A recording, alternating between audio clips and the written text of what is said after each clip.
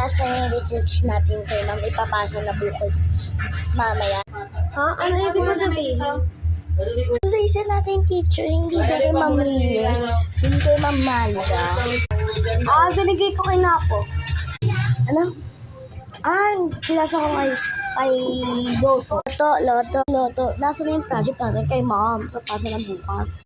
Yung project, binigay ko kay Linda. Binigay ko kay Dolly. Binigay ko po kay Matilda Mercada. Binigay ko kay Junjun. Binigay ko kay JC. Hindi ko binigay mo sa akin. Wala pa ako nakikita binigay mo. Binigay ko kay JP. Wala naman ako dyan kinalaman. Nag-minifan dito yung tao. Ba't mo kailangan ka naman sa akin? Baka kay.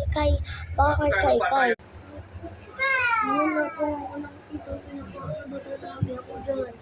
Nalaro ko yung Cortina. Baka kay Jay. Ba't sinabi nyo? Tanong nyo sa kapal. Dyan kay Buo. Wala naman sa akin. Nag-iipit lang ako eh. Wala ko dyan. So, tanong nyo ba sa akin? Nakapal po na ba?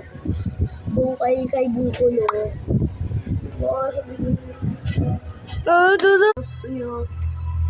Ba't ako na namin nagbubula? Diba? Tanong mo doon kay Sheila. Ganun sa kanila. Doon ko issue. Doon sa section 8. Ano ba? Hindi naman sa section 8. Ba't ako na namin nagdalaro ako? Ginagamit ko yung kamajikan ng kamay. Manis nga kayo. Tanong niyo doon kay Ganda. Ano ba? Wait, ba't ako sa akin? Tanong niyo doon kay Shola. Hindi ko nang dumilang tao. Tinasabog doon sa akin. Tanong niyo kay Rally. Ano yun ulit?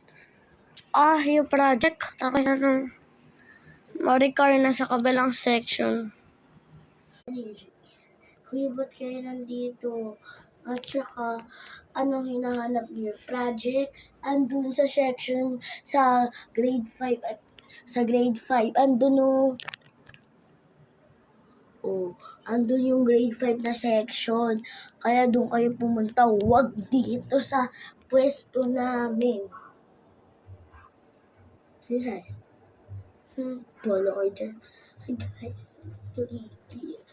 Smile to.